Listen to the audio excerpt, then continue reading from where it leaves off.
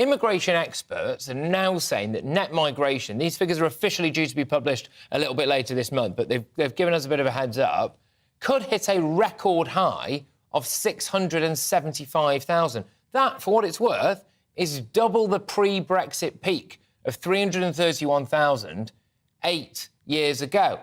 Experts have suggested that a steep rise in foreign students and humanitarian visas may explain the potential record high for 2023. Now, I'm a little bit sceptical of this because obviously the latest figures the year before also included humanitarian visas, and we've seen Ukraine, we've seen Afghanistan, Hong Kong, and I get that those numbers are still going to be relatively high, but one would have assumed that maybe we'd taken the bulk of those people or already had those visas there. The student visas, again, we've always had a high influx of foreign students, haven't we? A huge number of them. So what's happening, if anything, to mean that those foreign students are now arriving by the hundreds of thousands more? Again, I'm not convinced that that really is the case. The overarching question here, I think one of them anyway, is if you did vote for Brexit, is this really what you voted for? I suspect not. If I was sitting here, however many years ago it was now, and saying to you that now, as of 2023, you were going to be looking at net migration figures that were more than double the pre-Brexit peak of 331,000, well, maybe you wouldn't have believed me. gbviews at gbnews.uk. But joining me now is researcher at Migration Watch UK.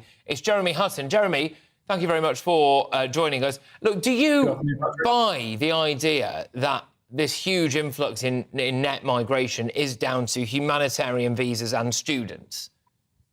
It's certainly a factor of it because the number of students coming in has risen quite a lot in the past 2 years. And similarly, last year in particular, between Ukrainians, people from Hong Kong and a few others, we did allow in a lot of people by humanitarian routes, which completely debunked people who say there's no safe and legal routes, by the way. But we've also got massive work-related immigration. A massive proportion of the people coming to the country, for example, are now care workers, which requires no real qualifications, very little work experience, and get in, just by putting in a few applications and hoping for the best, really. So work immigration we expect to be very high, but the most egregious points of the immigration levels will be dependents. A lot of these students will be bringing family members with them. A lot of these workers will. A lot of these people coming on humanitarian schemes will. Come a few more years down the line, they might bring in an ailing parent from another country as well. So the numbers are going to keep rising and rising and rising until the government actually does something to stop it. And in recent years, there's been no interest from government to do that. Well, Jeremy, people will be looking at this now and they'll go, well, these numbers are OK, because clearly we are attracting doctors, nurses, high-skilled people to come and help our economy. And that, I think, makes it quite palatable to people to think that we've got a high influx of migration, skilled migration that can help grow our economy. Is that true? Is that what we are going to see in these numbers? Sure. Some of the people coming into the UK are skilled workers, and they might be fulfilling roles that currently businesses are struggling to fill. However, you've also got, like I said, care workers, you've got journalists, you've got artists. The skilled shortage list allows for a very wide group of occupations, not all of which are necessarily high skilled. When people say skilled workers, they kind of think, doctors, they think architects, they think engineers.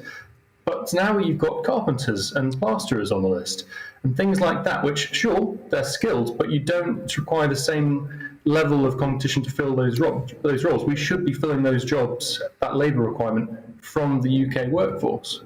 But what I don't understand, Jeremy, and I haven't been able to understand for quite some time, is that we can see these numbers arriving and we can see the number of people who are claiming asylum, we can see the number of people coming across the channel. And these are two very different things. You've got the net migration figures, which we're talking about now, legal. And then you've got the people coming across the channel, illegal. But we don't really appear to have the room to put anyone, do we? How can we, with our facilities, I'm talking about the NHS later, and GPs having a massive waiting list. I often talk about the schools issues. I often talk about the housing crisis, for example. In fact, a little bit later on, Jeremy, I'm going to be talking about the fact that 700,000 people missed their mortgage or rental repayments this month. And in no small part is that down to, yes, cost of living crisis, but also because there is such a shortage of housing, people can absolutely jack the prices up and people end up with their rent going up by 60-odd% or 70-odd%. And we aren't, I don't think, as a country, able to deal with this amount of people, are we?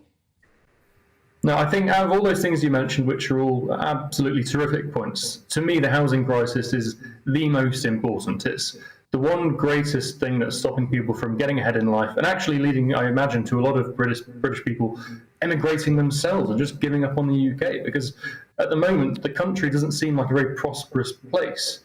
I mean, some people are saying that maybe immigration will start falling because the UK just isn't governing itself very well because of these pressures that are put on by immigration.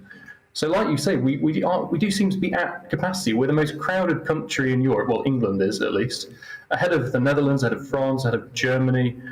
And it's hard to say how much more the UK can take, because we do seem to be reaching an inflection point where we're going to have to tackle this once and for all and actually stop relying on immigration for all these labour needs.